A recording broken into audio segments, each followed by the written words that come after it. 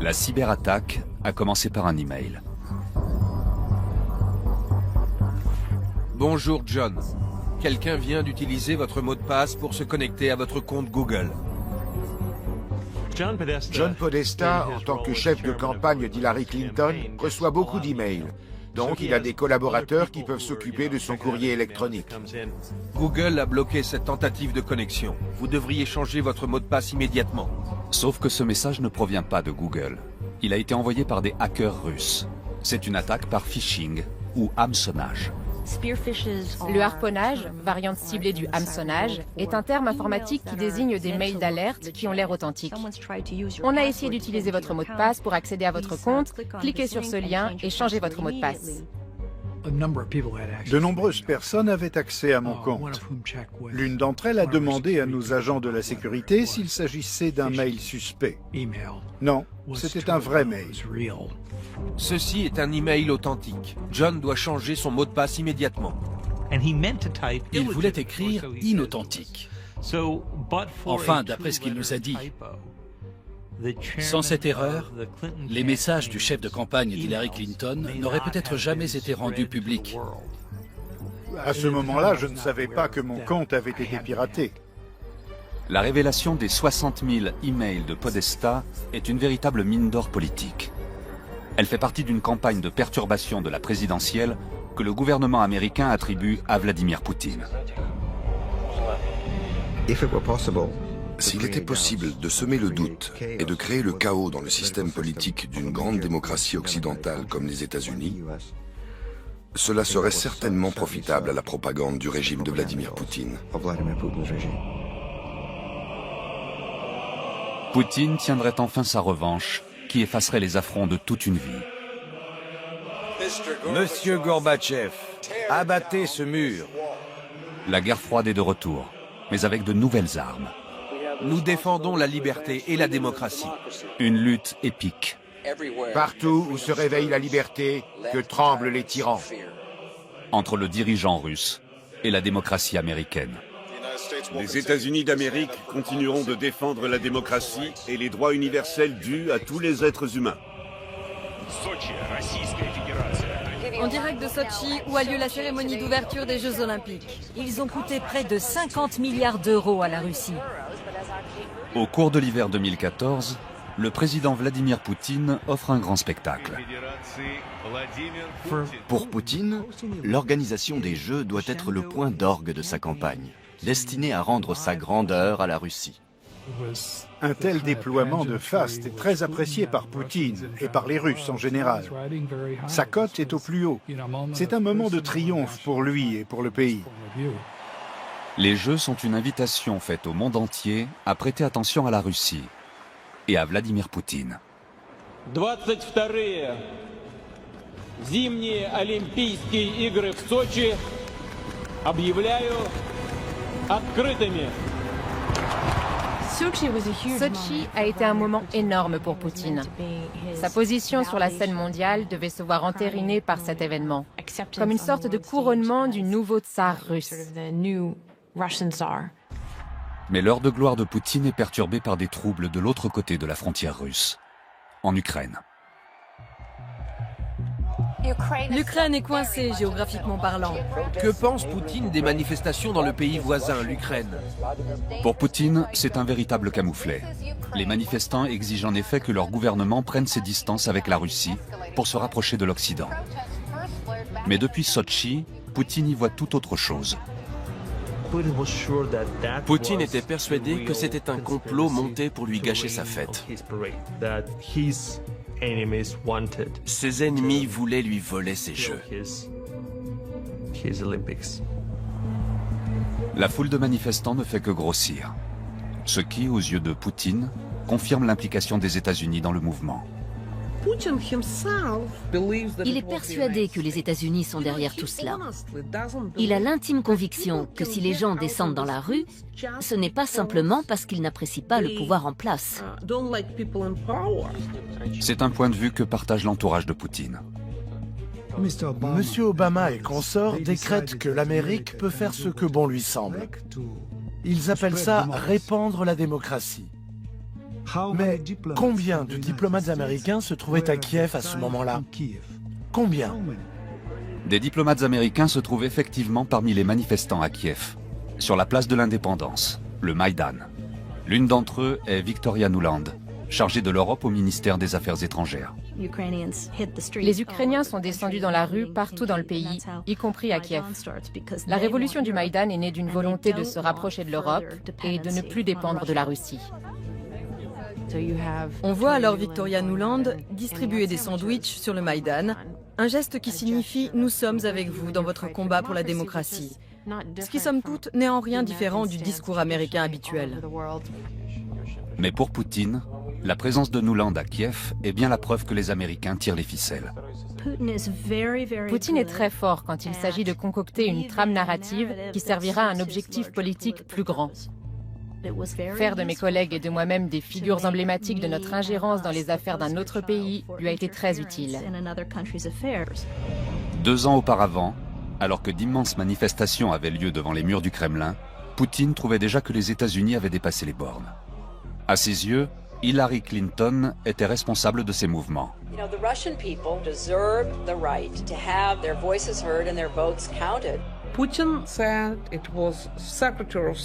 Poutine a dit que c'est Hillary Clinton qui avait fourni des fonds et des moyens aux opposants russes et qui les avait fait descendre dans la rue. Il ne fait aucun doute que Poutine veut se venger de Clinton. Elle est son adversaire et il veut lui rendre la monnaie de sa pièce. Poutine attend désormais le moment propice pour lancer sa contre-attaque.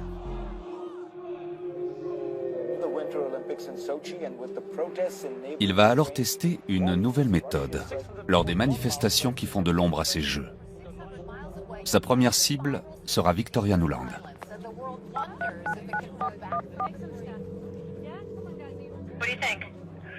Tout commence par l'interception d'un appel téléphonique.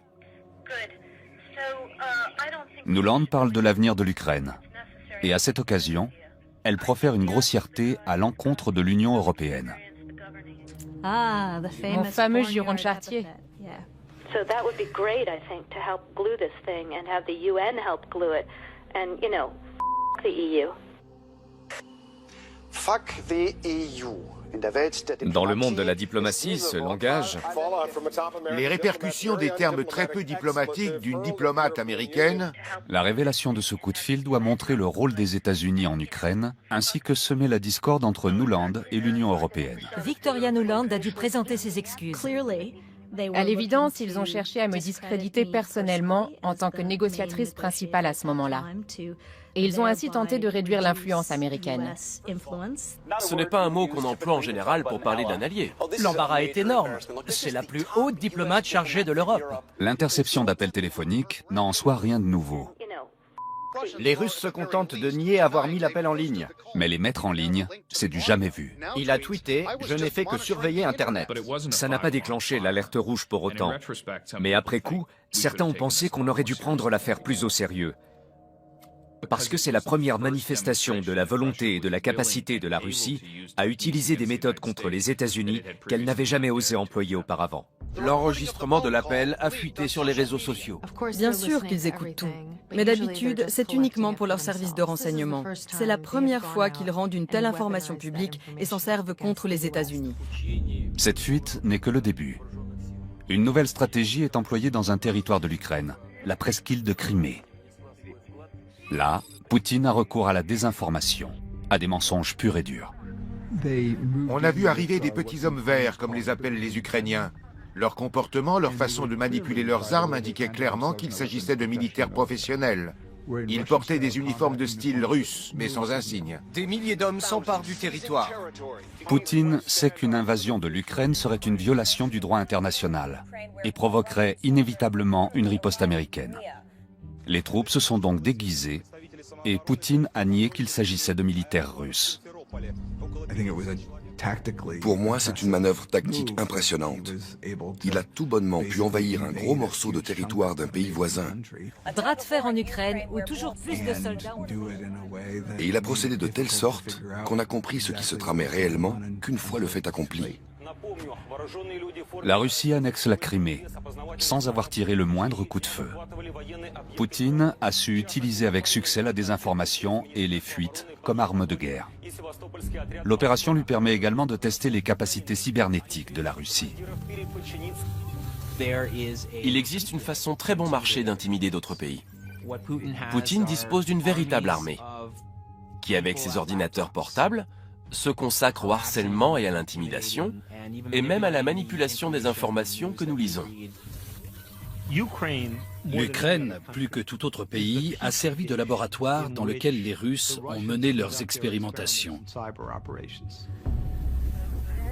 Ils ont manipulé des élections ou encore coupé le courant à 250 000 personnes à Noël en 2015. Les Russes ont compris jusqu'où ils pouvaient aller sans provoquer de réaction de notre part. Alors que les cyberattaques et la désinformation s'intensifient, la Russie intervient sur un nouveau front, dans l'est de l'Ukraine. Une nouvelle ligne de front en Ukraine orientale où des combats violents... L'emploi de forces paramilitaires, d'attaques cybernétiques, de forces militaires conventionnelles, le tout combiné à la désinformation, fait émerger une toute nouvelle forme de guerre dite hybride. À Washington, le gouvernement américain peine à élaborer une riposte aux actions de Poutine.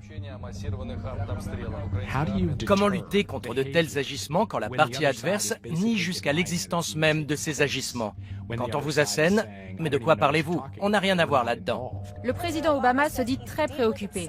Lors de multiples appels téléphoniques à Poutine, le président Obama aborde la question des petits hommes verts.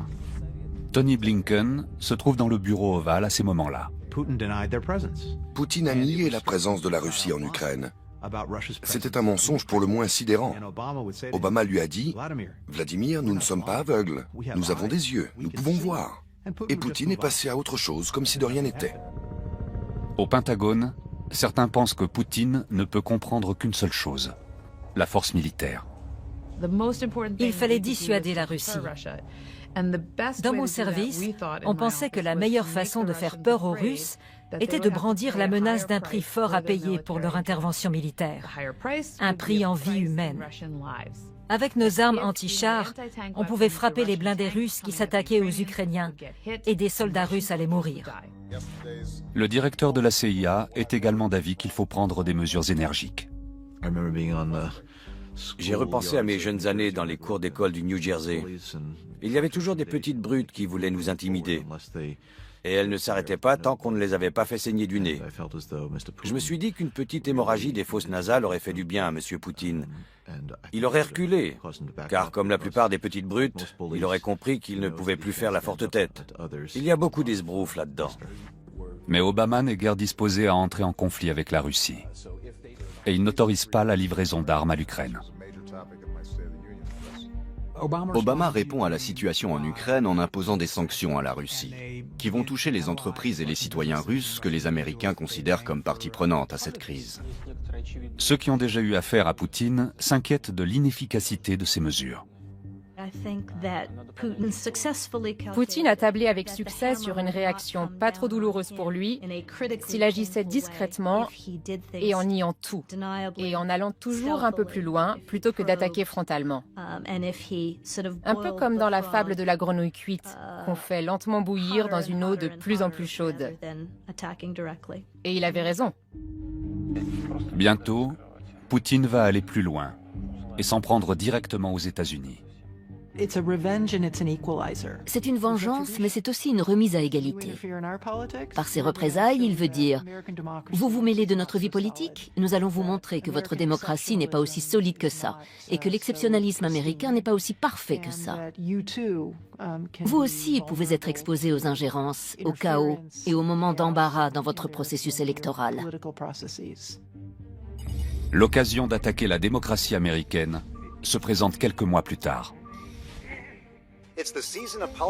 C'est la saison des grandes déclarations politiques. Le pays se prépare pour la présidentielle de 2016. Le candidat rebelle, Donald Trump, est omniprésent dans les médias et s'attire toute l'attention.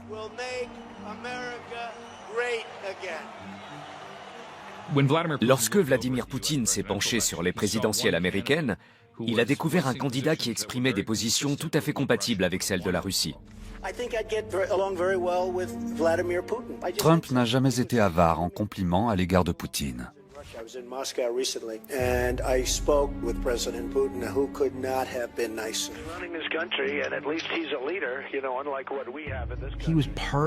L'idée de miser sur une amitié avec Poutine est venue de lui personnellement. Du genre, on va être les meilleurs amis pour la vie. C'en est arrivé à un point où Trump défendait systématiquement Poutine si on le critiquait devant lui.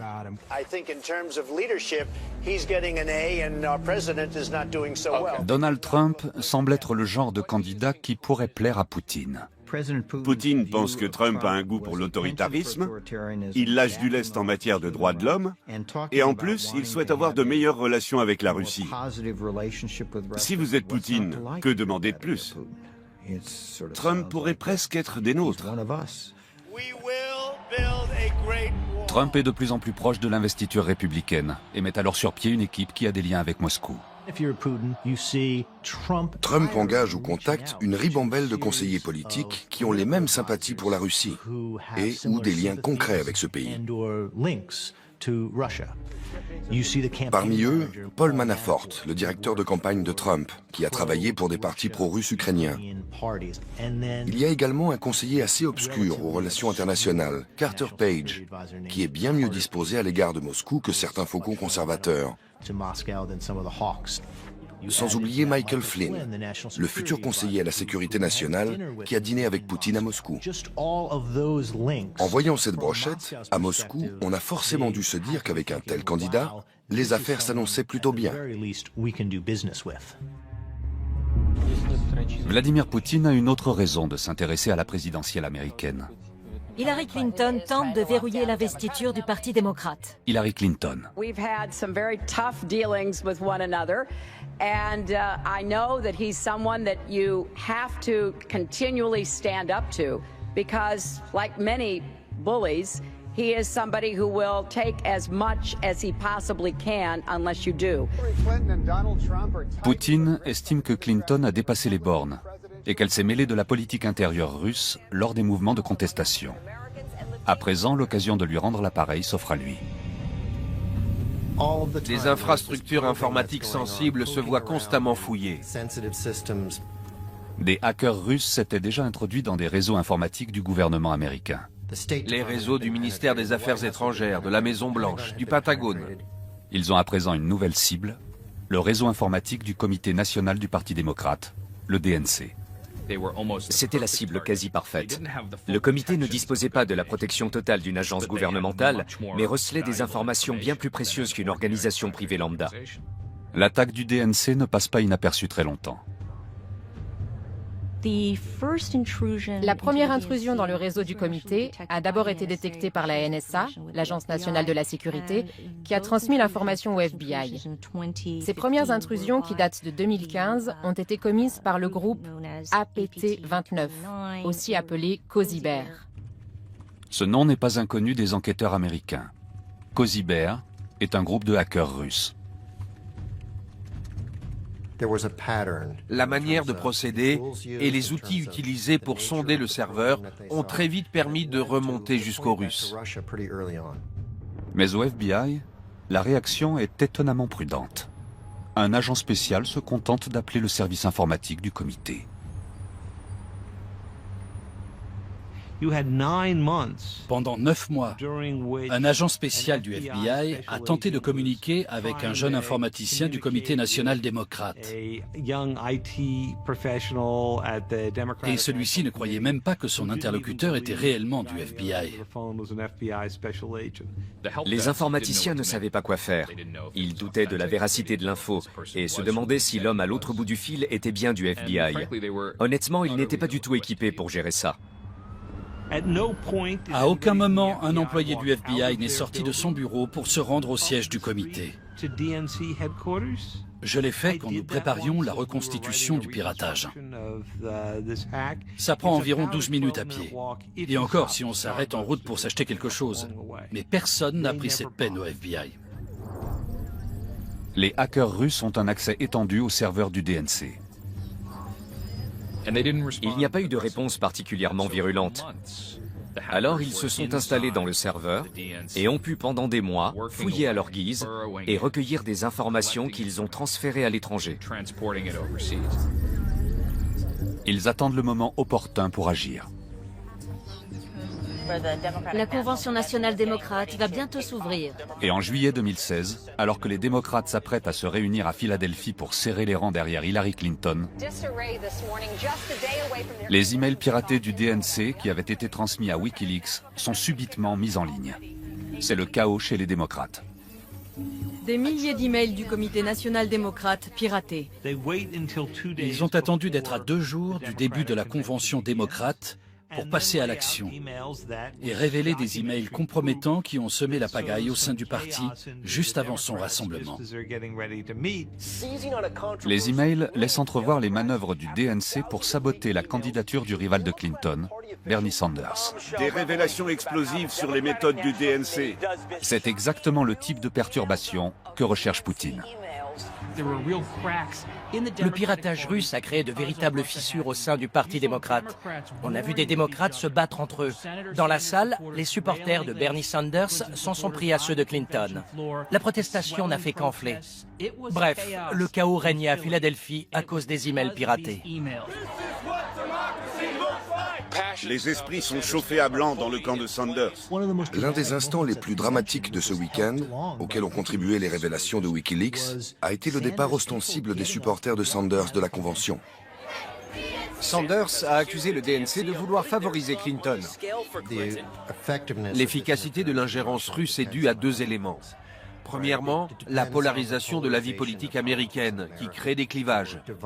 Deuxièmement, l'exploitation faite par les Russes de ces clivages en les exposant et en les amplifiant.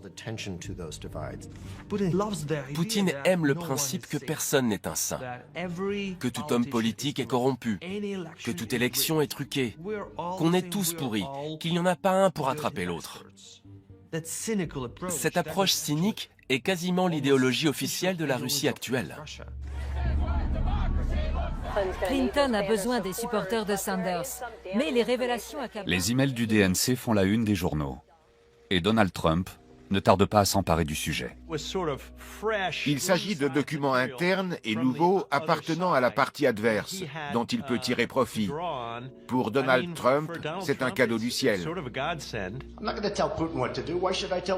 Trump ne s'attarde pas sur l'origine de la fuite. Il préfère exploiter le contenu des emails. It's not even about Russia or China or whoever it is that's doing the hacking. It was about the things that were said in those emails. They were terrible things. L'empressement qu'a eu Trump à exploiter la situation a vraiment aggravé les effets de ces emails.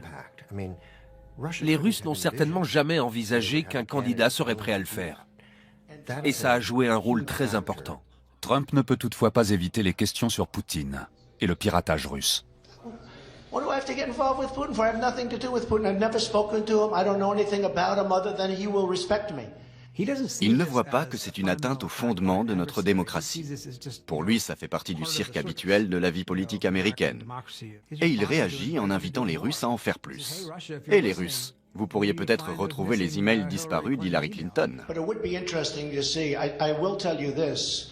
Russia, if you're listening, I hope you're able to find the 30,000 emails that are missing. It was a jarring moment. C'était vraiment affligeant. On était tous sidérés.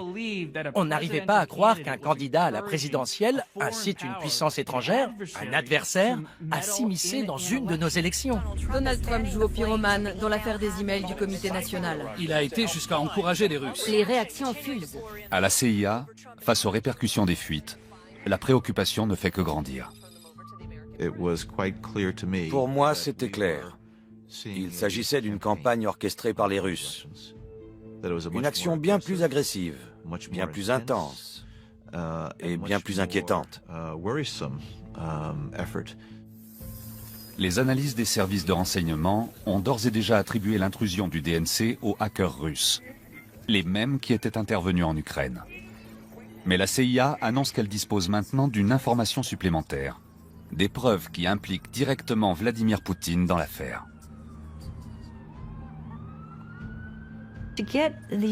Obtenir ce type de renseignements, c'est un véritable tour de force de la part de la CIA.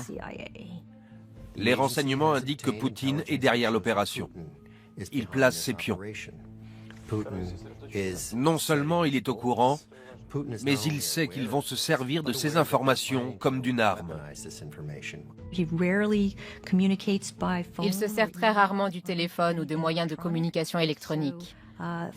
Les renseignements obtenus par la CIA sont d'autant plus précieux.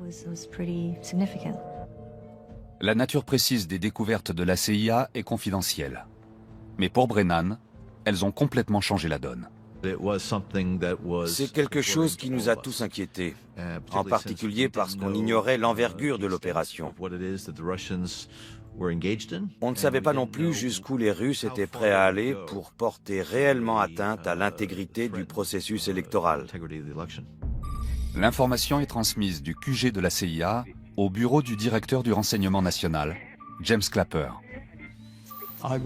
J'ai réagi de façon viscérale quand j'ai saisi l'ampleur de leurs activités et qu'elles étaient de plus orchestrées depuis le sommet de l'État, c'est-à-dire par Poutine lui-même.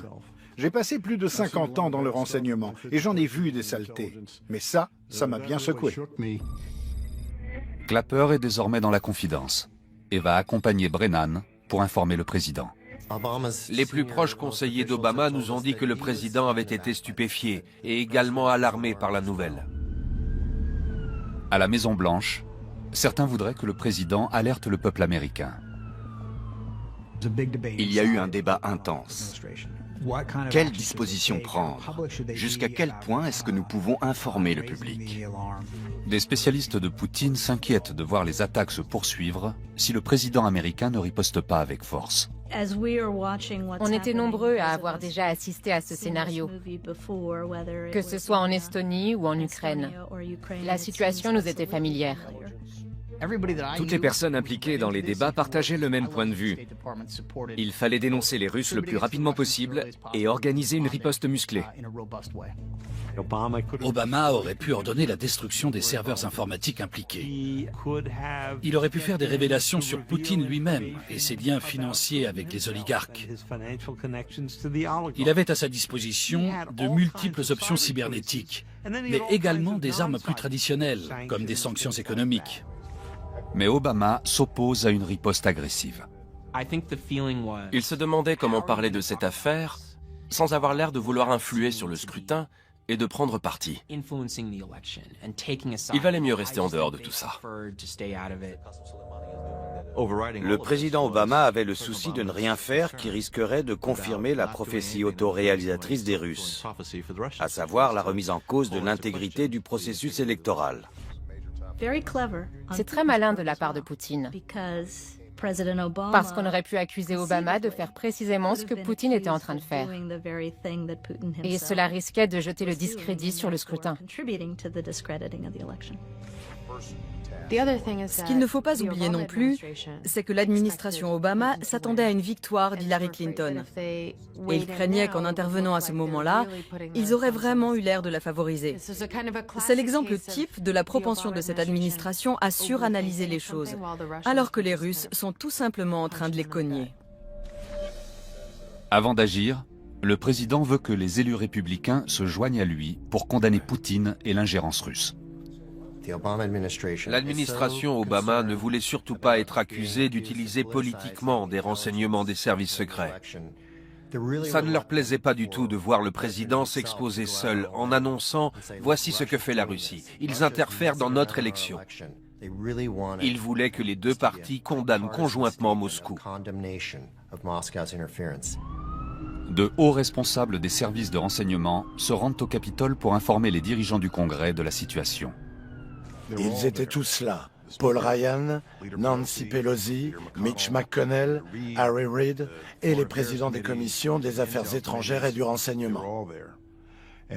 On leur a communiqué tout ce qu'on savait.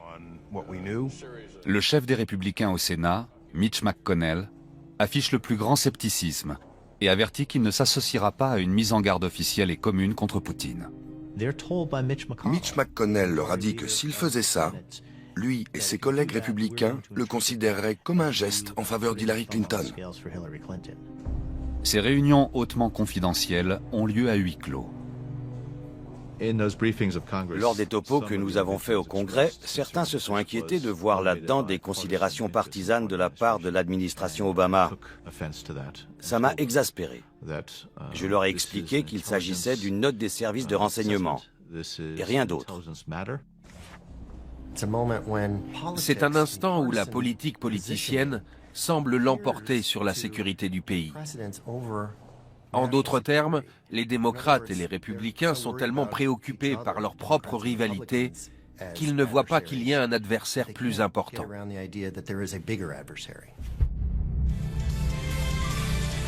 À Moscou, le président Poutine nie être au cœur du piratage, mais il semble content d'être au centre de l'attention. Tout le monde s'est mis à parler de la Russie. On a soulevé quelques questions. Manifestement, Poutine se délectait d'être interrogé au début du mois de septembre. Il a donné quelques réponses convenues, avec un brin d'ironie. C'est tout.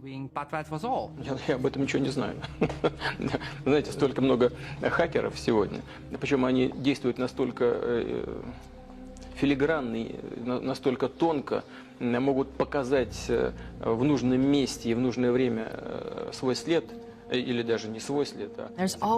La possibilité de tout nier de façon plausible est inhérente à ce système.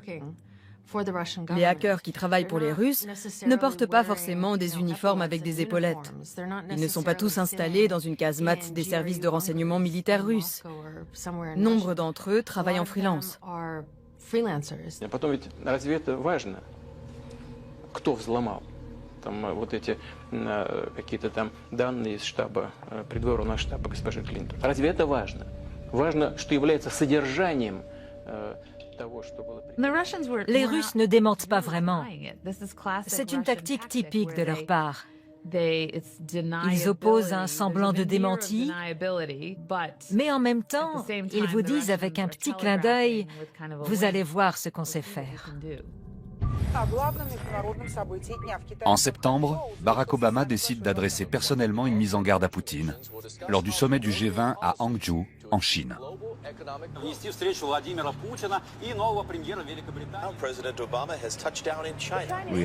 Il était très important que le président Obama saisisse cette occasion. Il fallait faire comprendre à M. Poutine la gravité de cette action, que M. Obama prenait l'affaire très au sérieux et qu'il fallait que cela cesse.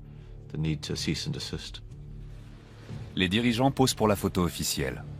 Peu après, Obama prend Poutine à part. Les clichés de cette rencontre sont fabuleux. Le président Obama regarde Poutine de haut et lui dit « Nous savons ce que vous faites et vous devez arrêter. On ne peut pas être plus direct à ce niveau de la diplomatie. » L'image est très parlante. Le visage du président Obama exprime un sentiment de profonde préoccupation, tout en adressant un message très clair à M. Poutine. Malgré ce face-à-face, Poutine persiste à nier l'implication russe. Les Russes nous répondent comme ils le font toujours. On n'a rien fait, on ne sait pas de quoi vous parlez. On ne pourrait jamais interférer dans votre système, comme vous l'avez fait dans le nôtre. Ils nient tout en bloc. Jamais on ne ferait une chose pareille. La course à la Maison-Blanche commence et les candidats... À 6 semaines du scrutin, le combat se durcit. Automne 2016. Hillary Clinton se prépare pour les dernières semaines de campagne. Mais son équipe s'inquiète de plus en plus de voir que les activités des Russes ne se limitent pas au piratage. On a vu des sujets sur Hillary Clinton faire leur apparition sur des sites de propagande russe tels que Russia Today ou Sputnik. La favorite démocrate a dû démentir les rumeurs sur son état de santé chancelant. Et ensuite, ces mêmes sujets ont été repris presque à la virgule près dans les médias de la droite extrême américaine, comme Breitbart News ou Infowars et même sur Fox News. Les bruits de couloir sont devenus assourdissants. Il s'agit bien sûr de la santé d'Hillary Clinton. Sur RT, la chaîne russe d'information, diffusée dans le monde entier et financée par le Kremlin, différentes théories sur sa santé ont circulé. Des reportages tendancieux et outrés sur l'état de santé de Clinton commencent à se répandre. Nous passerons à la loupe les chutes, les quintes de toux et les mouvements de tête de Clinton.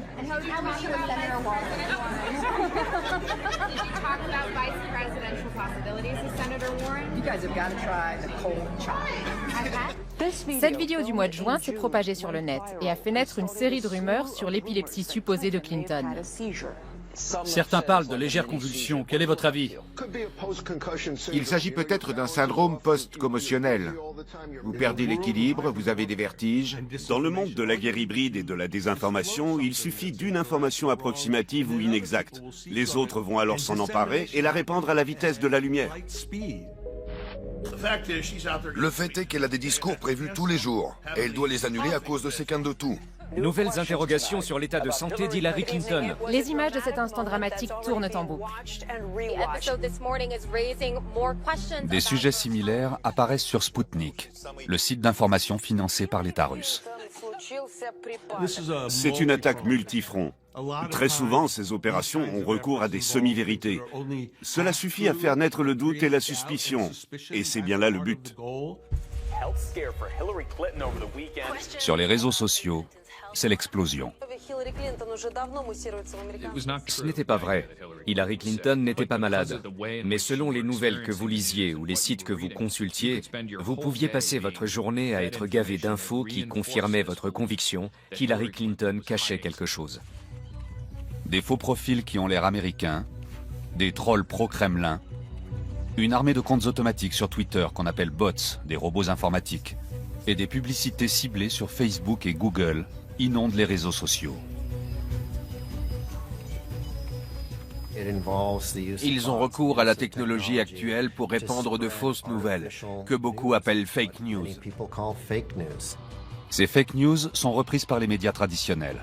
Et Donald Trump, en pleine campagne, ne va pas hésiter à s'en servir et en tirer profit.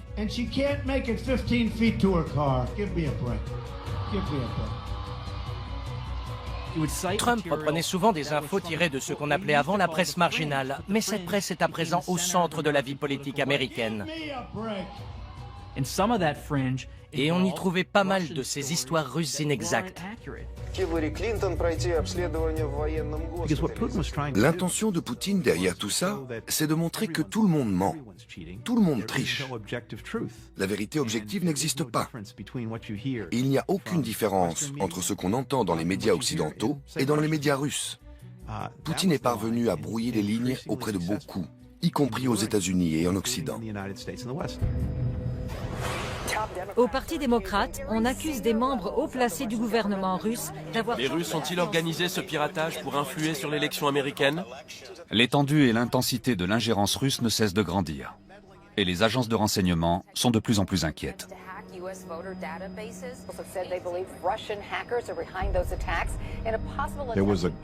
Il est apparu de plus en plus clairement qu'il s'agissait bien d'une tentative de s'ingérer dans notre démocratie. Lors de débats tendus, le ministre de la Sécurité intérieure, Jeh Johnson, insiste pour qu'on rende public les renseignements sur Poutine et le piratage. Un certain nombre d'entre nous croyaient fermement qu'il fallait informer l'opinion publique. Notre silence aurait été jugé impardonnable après les élections. Jeh Johnson et moi partagions le même point de vue. Si les élections, pour une quelconque raison, devaient mal tourner, et qu'on apprenait par la suite qu'on savait ce que les Russes avaient fait, ou du moins qu'on en avait un bon aperçu, et qu'on n'avait rien dit avant les élections, on allait le payer cher. Finalement, Obama accepte. Obama ne voulait toujours pas agir en son nom propre. Il fait appel à son directeur du renseignement, James Clapper, et à son ministre de la Sécurité intérieure, Jeh Johnson, pour qu'ils fassent une déclaration en leur nom. Il espère ainsi que cela sera perçu comme un geste moins partisan. Mais ils achoppent sur la rédaction du texte. La déclaration de Clapper et de Johnson est passée par de nombreuses réécritures, y compris dans la cellule de crise de la Maison-Blanche. Chaque mot a été pesé pour trouver le ton juste et le message adapté. Le document final ne fait que 3 paragraphes. Le gouvernement russe a organisé la récente divulgation d'emails de personnes et d'institutions américaines. On peut relever quelques éléments intéressants dans ce document. Premièrement, il ne donne aucun détail. Deuxièmement, il est incroyablement tardif. Il a fallu plus de 2 mois aux gens du renseignement pour rédiger quelques phrases qui ne font que confirmer l'histoire dans ses grandes lignes.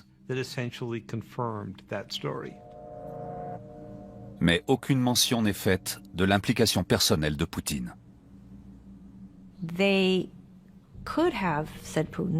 Ils ont préféré enlever le nom de Poutine dans la toute dernière mouture pour une question de source et de méthode, mais aussi par souci de ne pas vouloir apparaître trop provoquant. Le texte ne disait pas qu'ils avaient des preuves, alors qu'ils en avaient. Il ne disait pas qu'ils avaient écouté des conversations qui mettaient Poutine directement en cause, alors qu'ils l'avaient fait. Ils ont simplement écrit « Cela a dû être ordonné par les plus hautes instances ». À la Maison-Blanche, tout le monde retient son souffle. La déclaration est communiquée aux médias. J'ai vraiment cru que notre déclaration allait faire les gros titres. Ce n'était jamais arrivé que le gouvernement américain accuse une autre grande puissance d'avoir voulu s'immiscer dans notre démocratie et influer sur nos élections. Le texte doit sortir un vendredi après-midi. La Maison-Blanche comptait lâcher ce texte un vendredi pour s'assurer d'une couverture médiatique maximale pendant tout le week-end. Ça allait être une grosse affaire.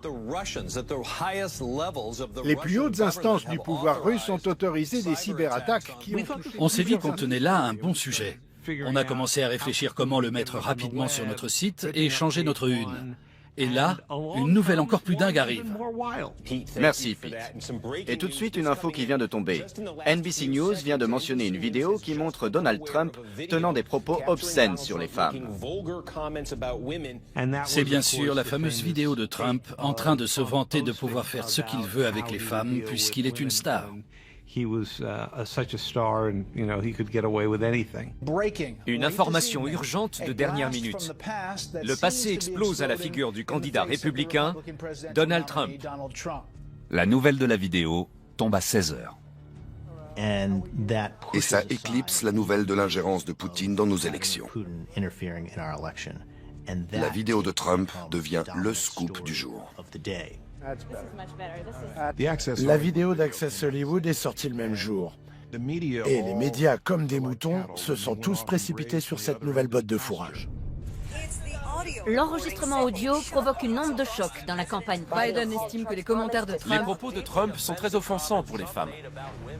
On aurait dit une avalanche. Et la mise en garde que l'administration Obama voulait à tout prix faire passer avec sa déclaration s'est retrouvée ensevelie. Le camp de Trump s'est mis en mode catastrophe. La campagne de Trump va peut-être s'arrêter là. C'est la fin de la campagne. Il ne pourra pas s'en remettre. Et puis, quelques minutes seulement après la révélation de la vidéo de Trump, un nouveau coup de théâtre. De nombreux emails indiquent qu'en privé, les conseillers d'Hillary... Wikileaks se met à publier les emails de John Podesta, interceptés par des hackers russes plusieurs mois auparavant. Mes emails n'ont fuité qu'au mois d'octobre, 1 heure après la révélation de la vidéo d'Access Hollywood. Je pense vraiment que cela a été fait sciemment pour détourner l'attention de la presse de cette histoire-là. Dernière minute. Wikileaks est sur le point de révéler des informations importantes sur Son Hillary QG de Clinton. campagne tente de limiter les dégâts causés par Wikileaks.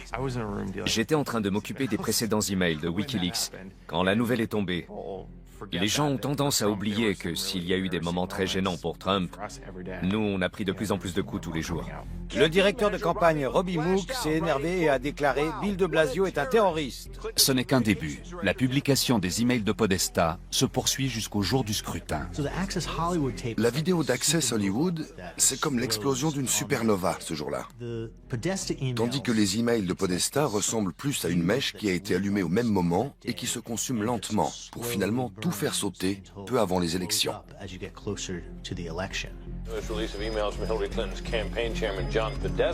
À nouveau, les mêmes acteurs sont là pour faire caisse de résonance. Les trolls, les robots, Russia Today et Donald Trump lui-même. WikiLeaks is amazing. The stuff that's coming out. It shows she's a real liar. This WikiLeaks stuff is unbelievable. It tells you the inner heart. You got to read it. WikiLeaks, I love WikiLeaks.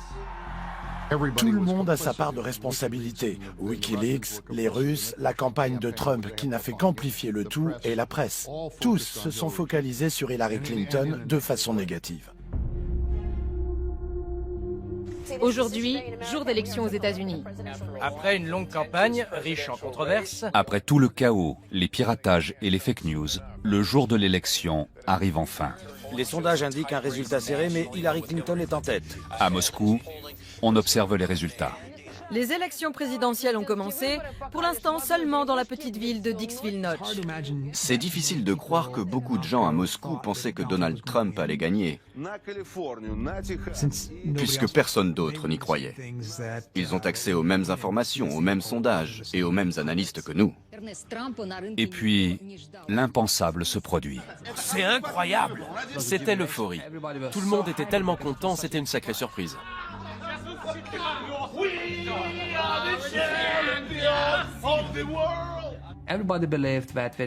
Tout le monde pensait qu'il y avait eu un arrangement secret entre les élites pour que Clinton soit élu. À la Douma, certains députés russes n'hésitent pas à lever leur gobelet de champagne. Ils ne s'attendaient pas à voir Trump gagner. Ils pensaient juste faire un peu saigner Clinton du nez, pas lui briser la nuque. L'élection de Trump est perçue comme une preuve de la puissance de Poutine. pour le citoyen russe ordinaire, cela signifie que Poutine décide de la tournure des élections américaines. C'est bien la preuve de la grandeur de Poutine et de la Russie également. La victoire surprise de Trump et son lot d'incertitudes est l'un des plus grands chocs politiques de l'histoire des États-Unis. Le 20 janvier, le candidat soutenu par Poutine devient président des États-Unis.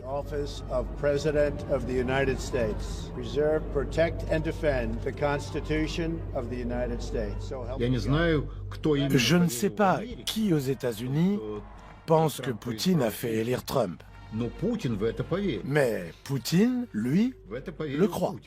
Trump a gagné les élections en faisant la promesse de rendre sa grandeur à l'Amérique.